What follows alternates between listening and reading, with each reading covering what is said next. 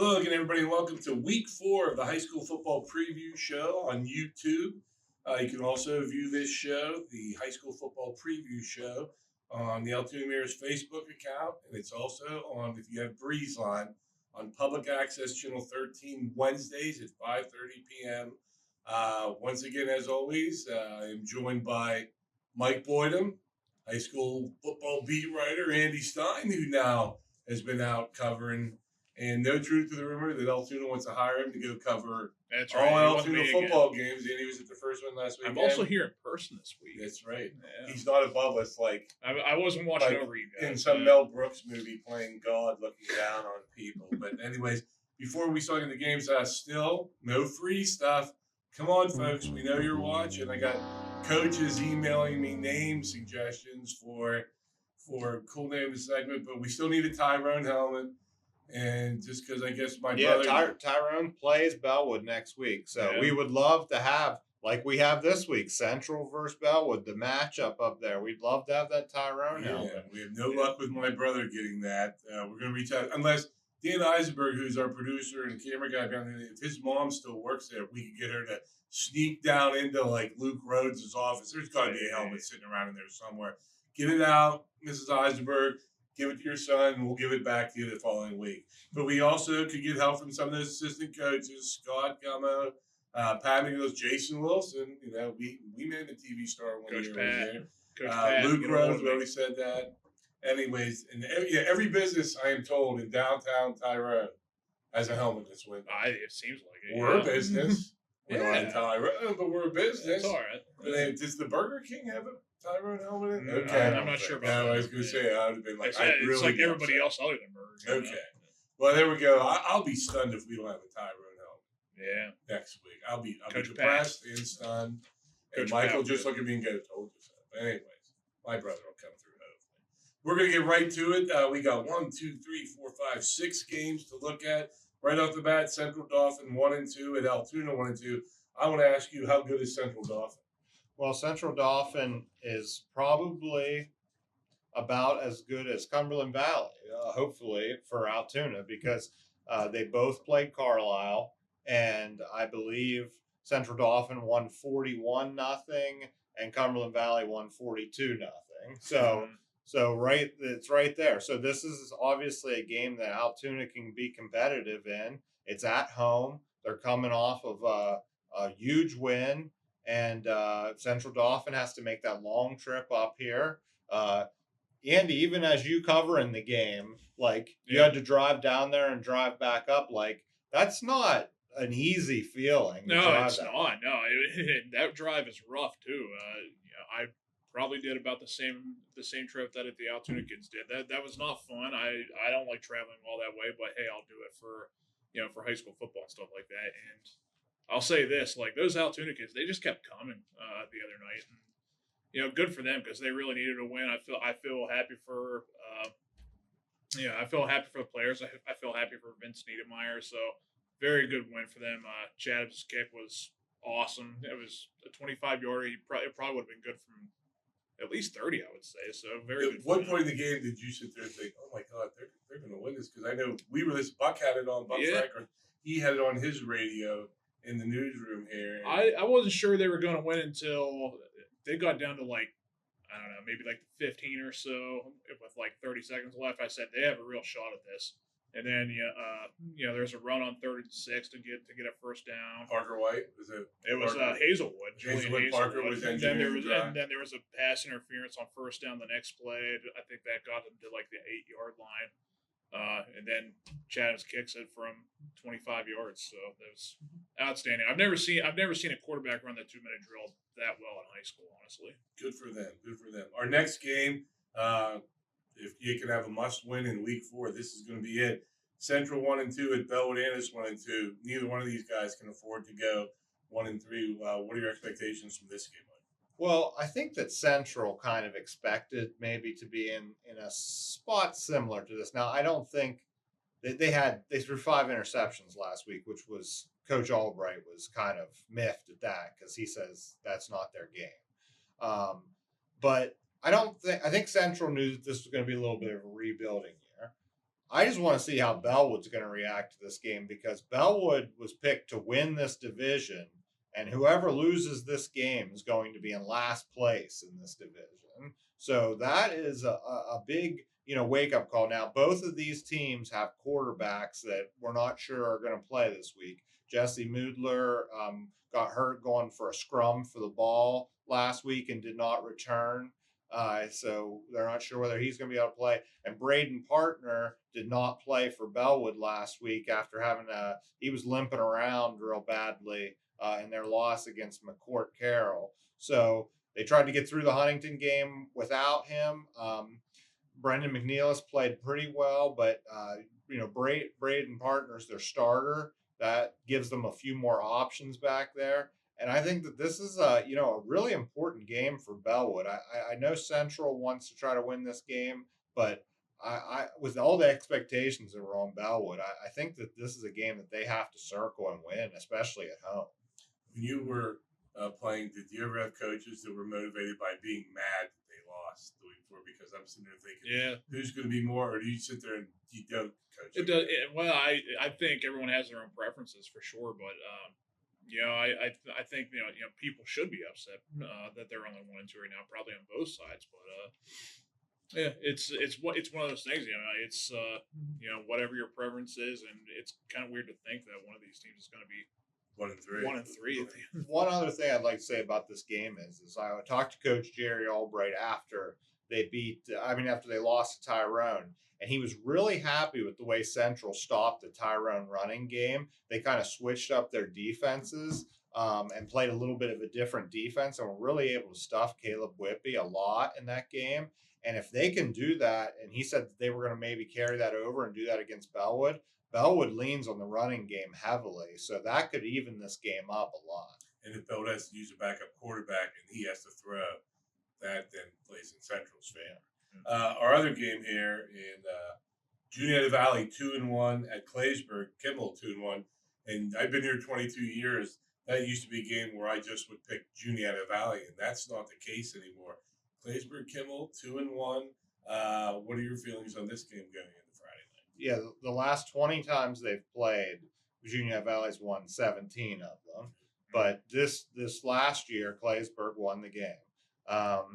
First of all, I'd like to say to the Rand family that we are talking about your game this week. There you go. And they've played really well since the slip up in the first game of the season against Newport. And I mean, they had hammered Newport the year before, and it's a long trip up there. And you can see how they might have not been playing their most focused game that game. But the last 2 weeks, I mean, you go up to Glendale, a team that they have struggled with it. Glendale's had success and win that game on a big long pass. I think it was an 85-yard touchdown pass and a defensive struggle.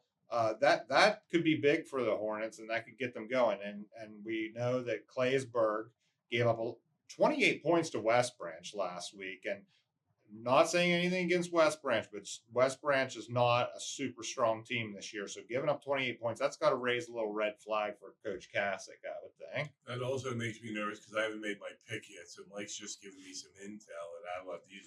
How do you do on this game? Like when you look at 2-1, 2-1, don't you sit there and think, well, I'm going to take the home team? Or are you looking at their wins and who has more quality wins of the two wins? I'd like to look at their body of work, throughout the whole season so far, and but both these teams should feel pretty good being 2-1. They should have good vibes going around the team. Our next game, two undefeated teams. Marion Center 3-0 and Cambria Heights 3-0. And I kept thinking each week, I thought, boy, Cambria Heights, I wonder if they're – and then Cambria Heights just keeps winning. So I know who I think I might pick in this one. What are your expectations on this game, Mike? Well, Cambria Heights has kind of gone through the big part of the gauntlet of the Heritage Conference already. I mean, they beat River Valley and United Valley, which are two of the teams that are picked very highly. And the third team that's up there is Marion Center. So we'll see what happens in this game. Interesting tidbit about this game is both these teams are in 2A. So whoever wins this game is going to be one of only two teams left undefeated in 2A because Richland and McCourt Carroll are also the undefeated, and those two teams play each other this week too. So somebody is going to be there, and then this also gives whoever wins this game the the lead in the Heritage Conference. So two big things here: District 6 picture, playoff picture, and Heritage Conference title picture. A lot of stuff, and the game is in Patton, which obviously helps Cambria Heights. That's what I was going to ask you. When again, not that we gamble or anything. Not on high school. When you're looking at this, again, I give 3-0, 3-0.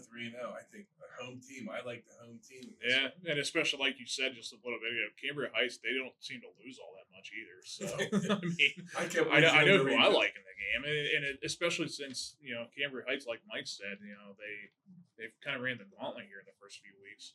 Yeah, and I can speak for Marion Center, but I feel like Cambria Heights at the point now where those kids kind of expect to win.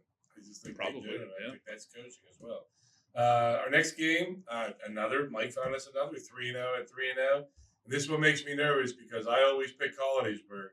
Hollidaysburg 3-0 and Butler 3-0. And I know last week, and somebody showed me, Butler beat Meadville like 48-24. And I'm told Butler is pretty good, and it's Hollidaysburg having to go on the road. What are your thoughts on this one? Well, Butler has already run for over 800 yards this year, and they can throw the ball too. Homer said that he believed this is their first 3-0 start in a very long time, so they have a lot of confidence. And Hollidaysburg's had success against Butler, but this is a different Butler team, and it's a different Hollidaysburg team. Remember, we graduated 22 seniors from Hollidaysburg, and they. But I will say the 3-0 start for Hollidaysburg, that's got to have them feeling confident. So even though these kids are all new starters, a lot of them, hey, all they know is winning as a starter. So they're going to go into the game with confidence.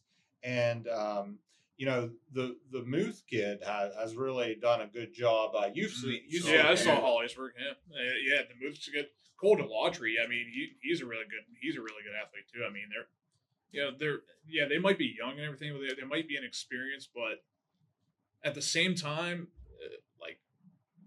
that matters a little bit. But like when you're winning like that, like, hey, keep doing what you're doing. You should be feeling good about your season. And at what point do you sit there and say, well, okay, it's going to be game 4 now, so no more can we say, well, they're new to because they didn't play well. So I'm going to think by game 4 you can say, nope, if you beat me, it's because you were better. Yeah, I like to say that young is just kind of an excuse, and at some point, probably fairly early. Like you should be saying, young's not an excuse anymore, and I'm sure they're probably thinking the same thing right now. Yeah, and then here we have our last game we're going to look at before the quick hits. Saturday night, again, BG playing another Saturday night game. It's very interesting looking. Huntington 3-0, which we'll ask Mike here in a second. At Bishop Guilfoy 2-1. When's the last time Huntington was 3-0? Do we know that? It's kind of been a while because you said it's been a while since they were 2-0. Yeah, it's been a while. And the other thing is so Huntington started off 2-0, and it's like, well, who have they beaten? And you're not quite sure whether it's legit. Well, they beat Bellwood last week, so this is legit. I mean, the kids are super confident. Talking to Coach Luco, he said that they're playing a physical brand of football, and that's going to keep you in football games. Now they're going to run into a team, BG, that also plays a physical game, but this is a BG team that's kind of in a tough situation because you build your team around what you expect to have going into the season, and it seems like Torian Consiglio is going to miss the rest of the season due to an injury. That is just such a huge blow, both offensively and defensively. You have your leading tackler who's in the middle of the field, who was all state for you last year. And then he's also your running back who had over 1,000 yards, was the key player in your state championship win. And you think all offseason you're building as that guy is going to be a centerpiece of your defense and your offense. And now all of a sudden you have to adjust, and you don't have the preseason to do that. You have to do it in the middle of the season. That's got to be a tough situation, even when you have players like Jake Kissel who are really good at filling those roles. And if you're Huntington's coach, you're hoping your kids are like, oh, they don't have the Consiglio kid. who's really I'm sure good. they are thinking And then, that. but he's Yeah. got to convince them, hey, they're still going to be hard to beat. And they're still. Yeah. And I think Wheeler, the coach, just was going to sit there and say, hey, Huntington's good, regardless of what we've Sure. done to them in the past. Yeah. They're 3-0, and I get to think those are the two things on the minds of those two coaches. this Sure, week. yeah, and I'm sure on the side of the Huntington kids, yeah, they are thinking about the Consiglo kid being out, and like, I hope they're not thinking it's going to be easy because it won't be, because the Kissel kid, he can still really play. The Wheeler kid has promise. I'm trying to think who else they have here. The Giosa kid, sure. And the Geishauser, isn't there a Geishauser? Yeah, there is. He's playing on offense. So there's absolutely talent there for sure. At the same time, Huntington seems legit right now too, so BG can't be taking it easy either. So let's take a look at our two quick hits. The first one, okay. Sorry about that. I looked up, I looked down. Glendale at somebody's alma mater. Come on. Shannon Valley. Come on. What's your expectations here, Mike? Well, we're talking about this game because Andy's time. I got the two jerseys here. Here we go. Because they sent us these jerseys. That's How about- right. Wouldn't it be nice if we had more? And Andy got us the big scoop that they're playing for a trophy Yeah, this season. I got a picture just a minute ago from John Janoco, one of the assistant coaches for Mo Valley, saying where they're playing for a trophy this year. It's called the Crow Bowl Trophy. The Croatian Club, is a place in the town of Smoke Run. It's actually in Mo Valley territory, by the way. But they do a lot of things for both Mo Valley and Glendale football, so it's kind of cool that they put a trophy together to award the winner of the game. But hey, this used to be one of my favorite weeks of the year for sure. So I still look forward to this week, even though I'm not even covering it. So. And I love the fact that there's a Croatian club in Croatian Central club. Pennsylvania. Because I know Fun bar. Yeah. around here you have your Italian clubs, you have the German clubs, the Unura and stuff like that. There's a Croatian club. There's a Croatian club. Hey, and Mo Valley got off the schneid last week with a win over Southern Huntington. They did. Glendale needs to get a win here because new coach and Chase Hill, and they need to get their footing up there at Flint. Just least to experience the win. And then our next game is Thursday night, and gosh, this would have been a great game if they would put this one on TV. Richland 3-0 at McCourt Carroll 3-0. I don't even know who I'm picking yet. It's still too early in the week. Interesting. What are your expectations here? Well, earlier I mentioned that Heights and Marion Center were two of the four undefeated teams in 2A. These are the other two teams. So, this is a huge game for District 6 2A. McCourt Carroll went into Bellwood and beat them. So this is their chance to say, hey, we are the top team and the team to beat. And obviously Richland has been the team to beat for years in 2A. Now we're going to go to the fun portion of our show. First, we're going to start off with Andy's line of the week. Short steps. Short steps are better than long steps. Come on. Portage, you were my line of the week this week. You beat Conemaugh Valley the other day, 28-20. 304 rushing yards. That's not nothing here. The offensive line, I'm sorry if I butcher anybody's names, by the way. Left tackle, Brock Miko. Left guard, Revan. I like that name. Revan, not Kevin. Revan Goeknauer. I think that's how you say that. Center, Ethan Stripmatter. Right guard, Josh Harshberger. Right tackle, Jordan Klein. Tight end, I really don't know how you say this. Connor, Sciko. I don't know if that's sicko, psycho. Either one doesn't sound good, but sorry if I mispronounced Unless it. it's Ciso or something like that. Could be that. It is Sciko, so That would be a great headline. If we I'm ever not sure catch if a it's winning sicko, touchdown psycho. pass. Good luck this week for Portage. And also now, Mike's stat of the week. Okay, we talked about Altoona's big win earlier. A huge part of that win was Logan Vukovic. On defense, he had 18 tackles, 3 tackles for loss, including a sack. He had 4 quarterback hurries, and he also caught a pass offensively. What? And this kid, he's the real deal.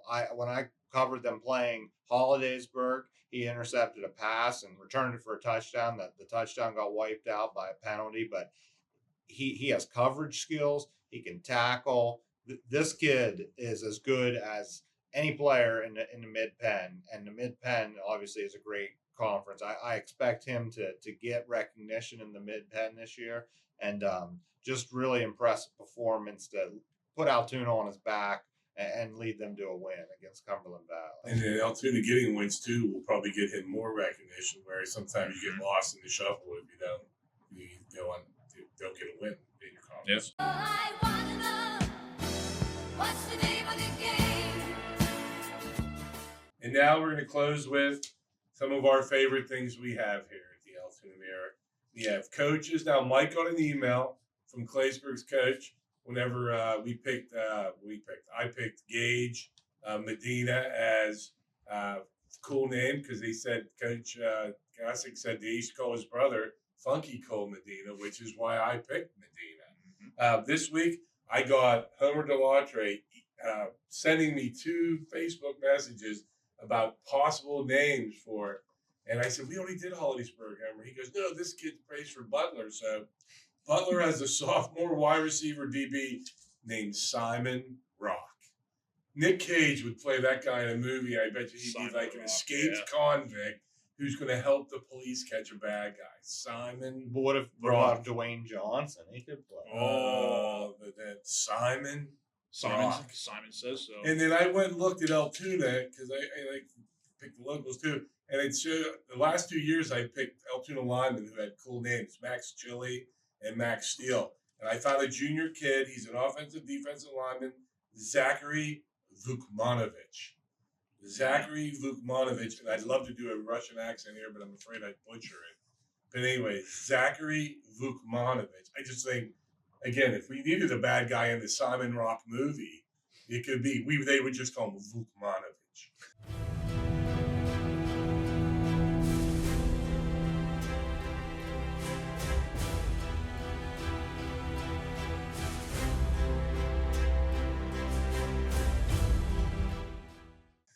So But anyways, not only do we have your now this is our new segment. not only do we have your cool names, I have my epic name of the Epic day. name. It is Yeah. very epic. Yeah. If anybody that knows me personally knows me well knows that I'm a very big fan of the movie Titanic. I can't explain it. It's probably like my We can't explain. nobody can explain it. I It's saw it one time, and that was once. That was probably enough. my number 2 favorite movie of all time, behind Field of Dreams. But That's a good movie. I got a note from Mike when I came in here today. Central Cambria sent their players of the game from last week. Their special teams player of the week this week is Jack Dawson. Come on, Leonardo DiCaprio. I don't know if it's the same guy. But, I thought it was the guy from the TV show 24. He resurrected from the dead. Hey, you definitely could have fit on that board, man. I'm not sure. I mean, And we talked about how Jack, if you're going to Central Cambria and there's any girls there named Rose, you probably shouldn't can't date a be. girl. I'm sorry if you have a girlfriend named Rose, but like, And we hope she doesn't get you like a cruise for a Christmas present. Right? Yeah. Don't go. yeah.